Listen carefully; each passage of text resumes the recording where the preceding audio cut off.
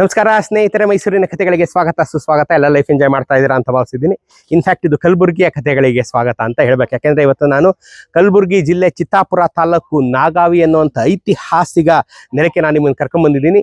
ಕಲ್ಯಾಣರ ಚಾಲುಕ್ಯರ ಕಾಲದಲ್ಲಿ ಚಾಲ್ತಿಯಲ್ಲಿದ್ದಂಥ ಕಲ್ಯಾಣದ ಚಾಲುಕ್ಯರು ಮತ್ತು ರಾಷ್ಟ್ರಕೂಟರ ಕಾಲದಲ್ಲಿ ಚಾಲ್ತಿಯಲ್ಲಿದ್ದಂಥ ಕರ್ನಾಟಕದ ಅತ್ಯಂತ ಪುರಾತನ ವಿಶ್ವವಿದ್ಯಾಲಯ ಇದೆ. ನೀವು ನೋಡ್ತಾ ಇದ್ದೀರಿ.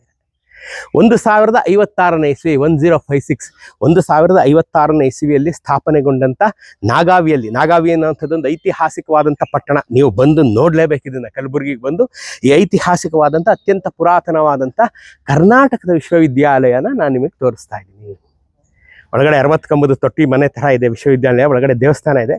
ಹೇಗೆ ಇದು ನಡೀತಾ ಇತ್ತು, ಈ ನಾಗಾವಿ ಅನ್ನೋ ಪಟ್ಟಣಕ್ಕೆ ಈ ಥರ ಹೆಸರು ಯಾಕೆ ಬಂತು ಅನ್ನೋದಕ್ಕಿಂತ ಮುಂಚಿತವಾಗಿ ಭಾಳ ಇಂಪಾರ್ಟೆಂಟ್ ಆಗಿ ಕರ್ನಾಟಕಕ್ಕೆ ಕರ್ನಾಟಕ ಅಂತ ಕರೆದಂಥ ಮೊದಲ ನೆಲ ನಾಗಾವಿ. 1056ನೇ ಇಸ್ವಿಯಲ್ಲಿ ಕಲ್ಯಾಣದ ಚಾಲುಕ್ಯರು ಹಾಕಿಸಿದಂಥ ಶಾಸನದಲ್ಲಿ 4 ಮೂಲೆಗಳ ಶಾಸನ ಅಲ್ಲಿ ತೋರಿಸಿ ಮಂಜು, ಅದನ್ನು ಇವತ್ತು ನನ್ನ ಜೊತೆ ಮಂಜು ಇದ್ದಾರೆ ಬೆಂಗಳೂರಿಂದ.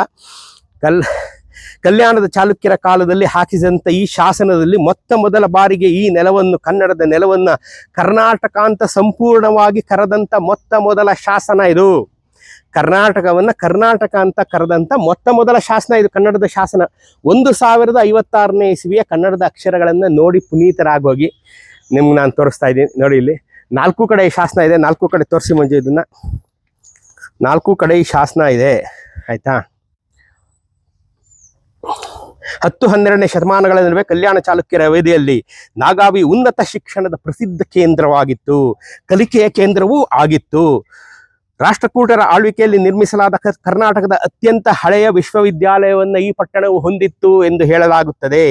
ನಾಗಾವಿಯಲ್ಲಿ ದೊರೆತ 1056ನೆಯ ಶಿಲಾಶಾಸನವು ಕನ್ನಡ ಭಾಷೆಯನ್ನು ಬಳಸುತ್ತಿದ್ದ ಪ್ರದೇಶವನ್ನು ಕರ್ನಾಟಕ ಎಂದು ಕರೆಯಲಾಗುತ್ತಿತ್ತು ಎಂದು ಉಲ್ಲೇಖಿಸಲಾಗುತ್ತದೆ. ಈ ಚತುರ್ಭುಜಾಕೃತಿಯ ಶಿಲಾಶಾಸನ ನಾಗಾವಿಯ ತ್ರಿಪುರುಷ ದೇವಾಲಯದ ಆವರಣ ಇದೆ. ತ್ರಿಪುರುಷ ದೇವಾಲಯ ಆವರಣ. ಇದರ ಮೇಲೆ ಕೆತ್ತಲಾಗಿರುವಂತಹ ಮಾಹಿತಿಯ ಪ್ರಕಾರ ಕಲ್ಯಾಣ ಚಾಲುಕ್ಯರ ರಾಜ ಸೋಮೇಶ್ವರ, 1ನೇ ಸೋಮೇಶ್ವರ, ಕಲ್ಯಾಣ ಚಾಲುಕ್ಯರ ರಾಜ 1ನೇ ಸೋಮೇಶ್ವರ ತನ್ನ ಆಳ್ವಿಕೆಯಲ್ಲಿ ನಾಗಾವಿ ಮಹಾ ಅಗ್ರಹಾರದ ಇತಿಹಾಸದಲ್ಲಿ ಚಾಲುಕ್ಯರ ಮುಖ್ಯ ಸೇನಾಧಿಪತಿ ಮಾಧವಪ್ಪರಸನನ್ನು ಕರ್ನಾಟಕದ ಸಂಧಿ ವಿಗ್ರಹಾಧಿಪತಿ ಅಂತ ಉಲ್ಲೇಖಿಸಲಾಗಿದೆ. ಕರ್ನಾಟಕದ ಸಂಧಿ ವಿಗ್ರಹಾಧಿಪತಿ ಅಂತ ಉಲ್ಲೇಖ ಮಾಡಿದಂಥ ಮೊದಲನೆಯ ಶಿಲಾಶಾಸನ ಇದೇನೆ. ಯಾರು ಇದನ್ನ ಮಾಡಿದ್ದು? ಕಲ್ಯಾಣದ ಚಾಲುಕ್ಯರ ರಾಜ ಸೋಮೇಶ್ವರ, 1ನೇ ಸೋಮೇಶ್ವರ ನಾಗಾವಿಯ ಮಹಾ ಅಗ್ರಹಾರದ ಇತಿಹಾಸದಲ್ಲಿ ಕಲ್ಯಾಣದ ಚಾಲುಕ್ಯರ ಮುಖ್ಯ ಸೇನಾಧಿಪತಿ ಮಾಧವಪ್ಪರಸನನ್ನು ಕರ್ನಾಟಕದ ಸಂಧಿ ವಿಗ್ರಹಾಧಿಪತಿ ಎಂದು ಉಲ್ಲೇಖಿಸಲಾಗಿದೆ. ನೋಡ್ರಿ ಕರ್ನಾಟಕ ಅಂತ ಹೇಳಿದಂತ ಮೊದಲ ಶಾಸನ ಇದು. ಕರ್ನಾಟಕ ಅಂತ ಹೇಳಿದಂತ ಮೊದಲ ಶಾಸನ. ಮುಟ್ಟಿ ಕಣ್ಣಿಗೆ ಒತ್ಕೊಂಬಿಡಿ ಇದನ್ನ, ಆಯ್ತಾ. ನಿಮ್ ಕಣ್ಣಿಗೂ ಒತ್ಕೊಂಡ್ಬಿಡ್ತೀನಿ, ತಗೊಳ್ರಿ. ಬಂದು ಇದನ್ನ ನೋಡಿ. ಕನ್ನಡ ಪ್ರೇಮಿಗಳು ಬಂದು ಈ ನೋಡ್ಲಿಲ್ಲ ಅಂದ್ರೆ ಏನು ಪ್ರಯೋಜನ ಇಲ್ಲ. ನಾನು ಹೇಳ್ಬಿಡ್ತೀನಿ, ಕೇಳಿ, ಆಯ್ತಾ. ಬಾದಾಮಿ ಚಾಲುಕ್ಯರ ಕಾಲದಲ್ಲಿ ಈ ಕರ್ನಾಟಕದ ಸೈನ್ಯವನ್ನು ಏನಂತ ಕರೆಯಲಾಗ್ತಾ ಇತ್ತು? ಕರ್ನಾಟ ಬಲ. ನಿಮ್ಗೆ ಗೊತ್ತಲ್ಲ, ಕರ್ನಾಟ ಬಲ ಅಂತ ಕರೆಯಲಾಗ್ತಾ ಇತ್ತು. ಆದಾಗ್ಯೂ ಕರ್ನಾಟಕ ಅಂತ ಪೂರ್ತಿ ಹೆಸರನ್ನ ಒಳಗೊಂಡಂತ ಮೊದಲ ಶಿಲಾಶಾಸನ ಅಭಿಪ್ರಾಯ ಪಟ್ಟಿದ್ದಾರೆ, ಆಯ್ತಾ. ಈಗ ಇದು ಕರುನಾಡು, ಕರ್ನಾಟಕ ಅಂತ ಹೆಸರುಗಳು ಅಲ್ಲಲ್ಲಿ ನಮ್ಗೆ ಕಂಡು ಬಂದಿದ್ರು ಕರ್ನಾಟಕ ಅಂತ ತೋರಿಸಿದಂತ ಏಕೈಕ ಶಾಸನ ಇದು. ಮೊದಲ ಶಾಸನ ಇದು. ನಾಗಾವಿಯಲ್ಲಿ ಕರ್ನಾಟಕ ಎಂಬ ಉಲ್ಲೇಖವಿರುವ ಮೊದಲ ಶಾಸನ ಇದಾಗಿದೆ. ಚಿತ್ತಾಪುರ ತಾಲೂಕಿಗೆ ಅತ್ಯಂತ ಹೆಮ್ಮೆಯ ವಿಚಾರ. ಚಿತ್ತಾಪುರ ತಾಲೂಕಿನ ಜನತೆ, ಕಲಬುರಗಿಯ ಜನತೆ, ಕಲಬುರಗಿಯವರು, ನಾವು ಕಲಬುರಗಿಯವರು ಅಂತ ಹೇಳ್ಕೊಳ್ಳೋಕೆ ಮತ್ತೊಂದು ಕಾರಣ, ಹೆಮ್ಮೆಯ ಕಾರಣ ಕಣ್ರಿ ಕಲಬುರಗಿಯವ್ರಿಗೆ. ಯಾಕೆಂದ್ರೆ ಕರ್ನಾಟಕ ಅಂತ ಹೆಸರು ಕೊಟ್ಟಿದ್ದೇ ಕಲಬುರಗಿ ಜಿಲ್ಲೆ ಚಿತ್ತಾಪುರ ತಾಲೂಕಿನ ನಾಗಾವಿ ಗ್ರಾಮದ ವಿಶ್ವವಿದ್ಯಾನಿಲಯದ ಆವರಣದಲ್ಲಿರತಕ್ಕಂಥ 1056ನೇ ಕಲ್ಯಾಣದ ಚಾಲುಕ್ಯರ ದೊರೆ 1ನೇ ಸೋಮೇಶ್ವರನು ಕೆತ್ತಿಸಿದಂಥ ಈ ಶಾಸನದಲ್ಲಿ ಅವನ ಸೇನಾಧಿಪತಿಯಾದಂಥ ಮಾಧವಪ್ಪರಸನನ್ನು ಕರ್ನಾಟಕ ಸೇನಾಧಿಪತಿ ಅಂತ ಕರೆದ ಅಂತ ಹೇಳುತ್ತೆ ಶಾಸನ. ನೋಡ್ರಿ ಎಂಥ ಅದ್ಭುತ ಅಲ್ವೇನ್ರಿ. ಈಗ ಬನ್ನಿ ಒಳಗಡೆ. ಅದು ಏನು ಬ್ರಹ್ಮ ವಿಷ್ಣು ಮಹೇಶ್ವರ ಅಂತ ಇವ್ರು ಬರ್ದಿದ್ದಾರೆ. ಅದು ಆಕ್ಚುಲಿ ತ್ರಿಕೂಟ ಅಂದ್ರೆ ಅದೇನಂತಾರೆ, ಅದು ಏನ್ ಹೇಳ್ತಾರೆ ಅದಕ್ಕೆ, ಈಶ್ವರ ಲಿಂಗಗಳು ಒಳಗಡೆ ಇದೆ. ಅದನ್ನ ನಾನು ನಿಮ್ಗೆ ತೋರಿಸ್ತೀನಿ. ಕಲ್ಯಾಣ ಚಾಲುಕ್ಯರ ಕಾಲದಲ್ಲಿ ಕಟ್ಟಿದಂತ ಮತ್ತೊಂದು ಐತಿಹಾಸಿಕ ಕಟ್ಟಡ, ವಿಶ್ವವಿದ್ಯಾನಿಲಯ ನಡೀತಾ ಇರ್ತಕ್ಕಂಥ ಜಾಗ ಇದು. 1056ನೇ ಇಸ್ವಿನಲ್ಲಿ ಇದೆ biggest university. May be this is a university. ಇಷ್ಟೇ ಈಗ ಉಳ್ಕೊಂಡಿರೋ ಜಾಗ ಇದು. ಬಹಳ ದೊಡ್ಡದು, ಇದು ತುಂಬಾ ದೊಡ್ಡದಾಗಿದ್ದಂತ ಯೂನಿವರ್ಸಿಟಿಯ ಒಂದು ಭಾಗ ಮಾತ್ರ ಉಳ್ಕೊಂಡಿದೆ. ಅದನ್ನ ನಾನು ನಿಮ್ಗೆ ತೋರಿಸ್ತಾ ಇದ್ದೀನಿ. ಇದು ಒಂದು ಈಶ್ವರನ ದೇವಸ್ಥಾನ, ಅಫ್ಕೋರ್ಸ್ ಈಶ್ವರನ ದೇವಸ್ಥಾನ. ಒಳಗಡೆ 60 ಕಂಬದ ತೊಟ್ಟಿ ಮನೆ ಅಂತ ಕಾಣುವ ದೇವಸ್ಥಾನವನ್ನ ಈಗ ನಾನು ನಿಮಗೆ ತೋರಿಸ್ತೀನಿ. ಬನ್ನಿ ಮಂಜು.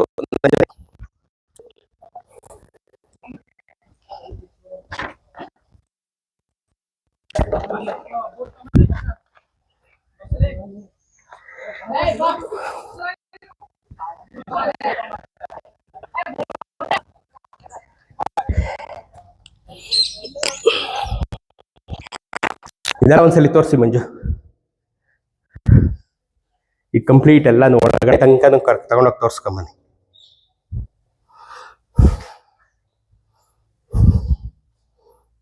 ಹತ್ತರಿಂದ 12ನೇ ಶತಮಾನಗಳ ನಡುವೆ ಕಲ್ಯಾಣ ಚಾಲುಕ್ಯರ ಅವಧಿಯಲ್ಲಿ ನಾಗಾವಿ ಉನ್ನತ ಶಿಕ್ಷಣದ ಪ್ರಸಿದ್ಧವಾದ ಕೇಂದ್ರವಾಗಿತ್ತು. ಇದು ಕಲಿಕೆಯ ಕೇಂದ್ರವೂ ಆಗಿತ್ತು. ರಾಷ್ಟ್ರಕೂಟರ ಆಳ್ವಿಕೆಯಲ್ಲಿ ನಿರ್ಮಿಸಲಾದ ಕರ್ನಾಟಕದ ಅತ್ಯಂತ ಹಳೆಯ ವಿಶ್ವವಿದ್ಯಾಲಯವು ಈ ನಾಗಾವಿ ಪಟ್ಟಣದಲ್ಲಿಯೇ ಇದ್ದಿತು. ನಾಗಾವಿಯಲ್ಲಿ ದೊರೆತ 1056ರ ಶಿಲಾಶಾಸನವು ಕನ್ನಡವನ್ನು ಬಳಸುತ್ತಿದ್ದ ಕರ್ನಾಟಕ ಎಂದು ಕರೆಯಲಾಗ್ತಾ ಇತ್ತು ಅಂತ ಹೇಳ್ತಾ ಇದೆ. ಈ ಶಾಸನವು ಚತುರ್ಭುಜಾಕೃತಿಯ ಶಾಸನವು ನಾಗಾವಿಯ ತ್ರಿಪುರುಷ ದೇವಾಲಯ. ಇದು ತ್ರಿಪುರುಷ ದೇವಾಲಯ. ಒಳಗಡೆ ತೋರಿಸಿ ಮಂಜು, ಒಳಗಡೆ ಕಾಣುತ್ತಾ ಅಂತ. ಲೈಟ್ ಹಾಕಿಲ್ದೇ ಇರೋದ್ರಿಂದ ಸ್ನೇಹಿತರೆ ಒಳಗಡೆ ನೋಡಿ, ಲೈಟ್ ಹಾಕಿ ಮಂಜು.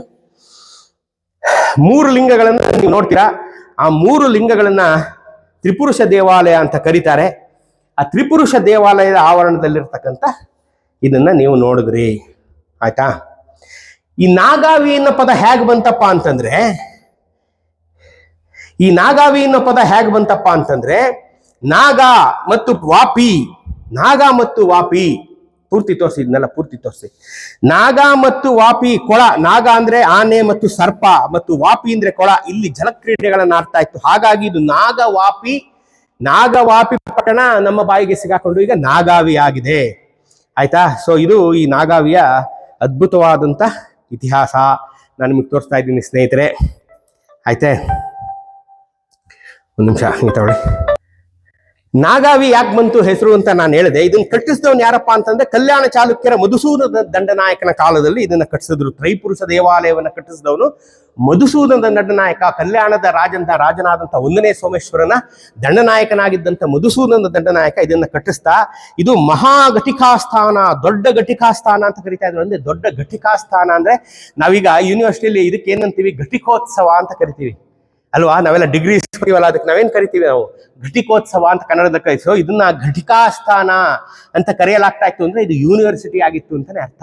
ಅಂಥ ದೊಡ್ಡ ಯೂನಿವರ್ಸಿಟಿಯ ಒಂದು ಭಾಗವಾಗಿರುವಂತ ಈ ತ್ರೈಪುರುಷ ದೇವಸ್ಥಾನವನ್ನ ನೀವು ನೋಡ್ತಾ ಇದ್ದೀರಾ. 1056ನೇ ಇಸವಿಯ ತ್ರೈಪುರುಷ ದೇವಸ್ಥಾನವನ್ನ ಈಗ ನೀವು ನೋಡ್ತಾ ಇರೋ ಸ್ನೇಹಿತರೆ. ಕಲ್ಯಾಣದ ಚಾಲುಕ್ಯರ ದೊರೆ 1ನೇ ಸೋಮೇಶ್ವರ 1056ನೇ ಇಸವಿಯಲ್ಲಿ ಕಟ್ಟಿಸಿದಂತ ತ್ರೈಪುರುಷ ದೇವಸ್ಥಾನ. ಸರ್ ನೀವು ಅಡ್ಡ ಬಂದ್ಬಿಡ್ತೀರಾ, ಅವ್ರ ಹಿಂದೆ ಇರ್ಬೇಕು ನೀವು ಯಾವಾಗಲೂ, ಇಲ್ಲಾಂದ್ರೆ ನೀವು ಅಡ್ಡ ಬಂದ್ಬಿಡ್ತೀರಾ. ಸೊ ತ್ರೈಪುರುಷ ದೇವಸ್ಥಾನ ಇದು. ಮಧುಸೂದನ ದಂಡನಾಯಕ ಇದನ್ನ ಇನ್ಚಾರ್ಜ್ ಆಗಿ ನಿಂತ್ಕೊಂಡು ಕಟ್ಟಿಸ್ತಾ. ಯಾಕೆಂದ್ರೆ ಕಲ್ಯಾಣದ ಚಾಲುಕ್ಯರು ಇಡೀ ಈ ಕಡೆ ಭಾಗವನ್ನೆಲ್ಲ ಆಳ್ತಿದ್ದ ಕಾಲದಲ್ಲಿ ಅಲ್ಲಲ್ಲಿ ದಂಡನಾಯಕರನ್ನ ಇಟ್ಕೊಂಡಿದ್ರಲ್ಲ. ಸೊ ಇವರು ಮಧುಸೂದನ ದಂಡನಾಯಕರು ಈ ದೇವಸ್ಥಾನವನ್ನ ಕಟ್ಟಿಸಿದ್ರು. ನೋಡ್ರಿ, 1000 ವರ್ಷದ ಪುರಾತನವಾದಂತ ದೇವಸ್ಥಾನ. ನೀವು ಇದನ್ನ ಬಂದು ನೋಡ್ಲೇಬೇಕ್ರಿ. ಏನಕ್ಕೆ ನೋಡಕ್ ಬರ್ದೇ ಇದ್ರು ನೀವು ಈ ತ್ರೈಪುರುಷನನ್ನು ಹೊರಗಡೆ ಕರ್ನಾಟಕ ಅಂತಿದೆಯಲ್ಲ, ಅದನ್ನ ನೀವು ನೋಡಕ್ ಬರ್ಲೇಬೇಕಲ್ರಿ ಅಲ್ವಾ, ನೋಡಕ್ ಬರ್ತೀರಾ ಅಲ್ವಾ.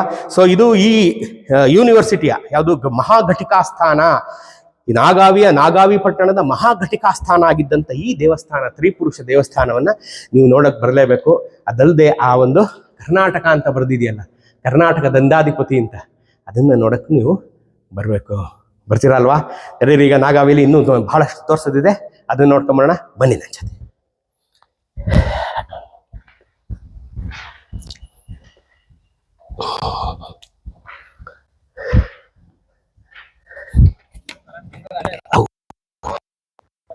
ಕಟ್ ಮಾಡಿ.